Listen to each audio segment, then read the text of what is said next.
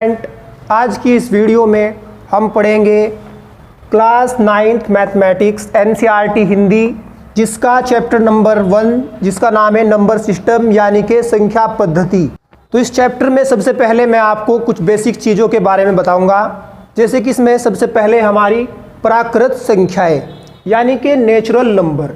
ये संख्याएं 1 से अनंत तक होती है, यानी कि 1 2 3 4 जैसे लास्ट तक अनंत तक 5 6 7 8 जितनी भी संख्याएं हैं, ये सारी संख्याएं क्या कहलाएगी? हमारी प्राकृत संख्या यानी कि नेचुरल नंबर। इससे अगली चीज हमारी इसमें है पूर्ण संख्याएं यानी कि होल नंबर्स। ये संख्याएं 0 से अनंत तक होती हैं। अगर हम 0 1 2 3 4 यानी 0 से स्टार्ट करके 0 से आखिर तक जितनी भी हमारी संख्याएं हैं, ये सभी संख्याएं होगी पूर्ण संख्याएं। यानी 0 को अगर छोड़ दे तो सारी संख्याएं हमारी प्राकृत संख्याएं, और अगर 0 को इसमें मिला दिया जाए तो 0 को मिलाकर जो हमारी संख्याएं होगी वो सभी संख्याएं पूर्ण संख्याएं होगी। इसके बाद हमारा आता है इसमें पूर्णांक यानी इंटीजर्स। सभी पूर्ण संख्याएं तथा ऋणात्मक संख्याएं मिलकर पूर्णांक बनाती है, यानी जितनी भी हमारी पूर्ण संख्याएं हैं 0 से लेकर 0 1 2 3 4, और इसमें जो संख्याएं हमारी ऋणात्मक संख्याएं यानी माइनस की जो संख्याएं हैं, ये सभी संख्याएं मिलकर हमारी क्या बनाती है? पूर्णांक। जैसा आप यहाँ देखेंगे ये माइनस की संख्याएं हैं ये, और ये ऋणात्मक संख्याएं ये 0, और ये सभी संख्याएं मिलकर हमारी होती है पूर्णांक। पूर्णांक कितने होते हैं? पूर्णांक 2 तरह के होते हैं। एक होते हैं हमारे धनात्मक पूर्णांक यानी कि पॉजिटिव इंटीजर्स, जो प्लस की संख्याएं होती है 1 2 3 4 अनंत तक जितनी भी हमारी संख्याएं प्लस की होगी वो होगी धनात्मक पूर्णांक। और इसके बाद हमारी आती है ऋणात्मक पूर्णांक यानी नेगेटिव इंटीजर्स, यानी माइनस की हमारी जितनी भी -1 -2 और माइनस अनंत तक जितनी संख्याएं हैं ये हमारी ऋणात्मक पूर्णांक होती है। और धनात्मक और ऋणात्मक पूर्णांक जो है ये सभी मिलकर पूर्णांक बनाते हैं।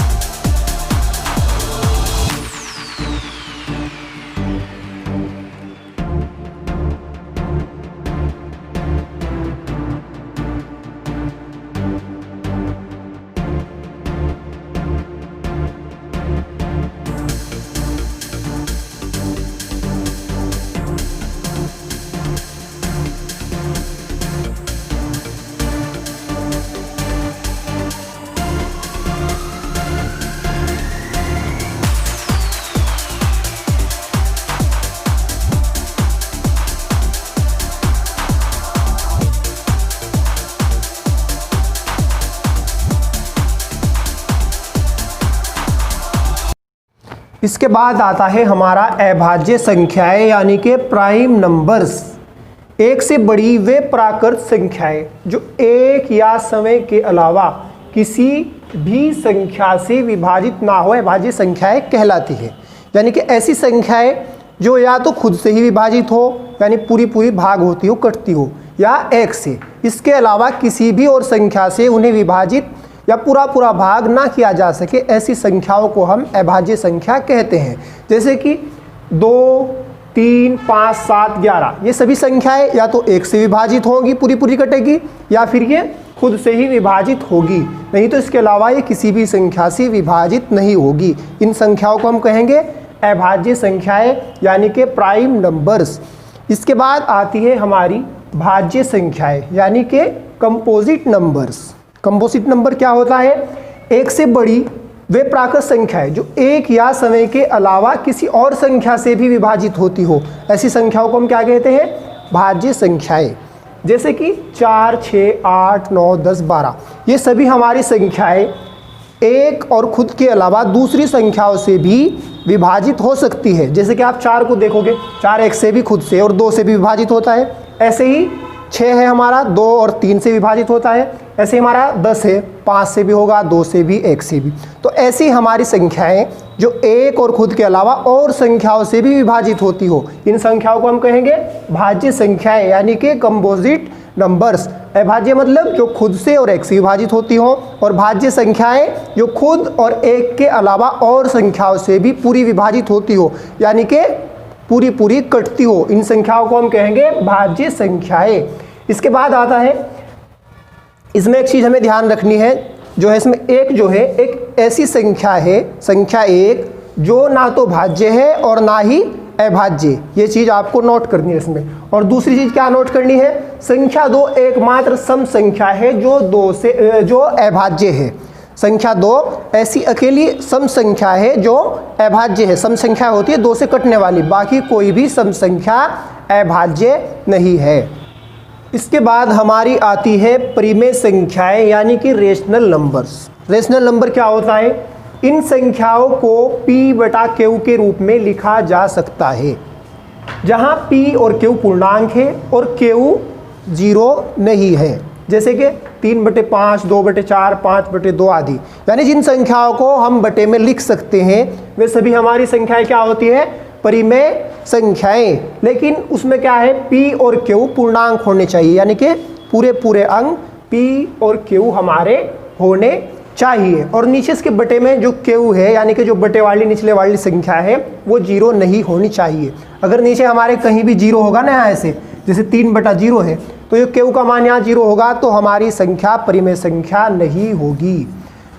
और कोई भी पूर्णांक, जितने हमारे पूर्णांक है सभी परिमेय संख्याएं हैं। किसी भी संख्या के अगर हम बटे कर दें, जैसे हमारे पास 3 है, मैं इसका बटा 1 कर दूँ तो ये क्या कहलाएगी, ये कहलाएगी हमारी परिमेय संख्या। इसके बाद हमारा परिमेय संख्या के बाद आती है अपरिमेय संख्याएं। अपरिमेय संख्याएं कौन सी होती है, अपरिमेय संख्याएं यानी कि इरेशनल नंबर्स।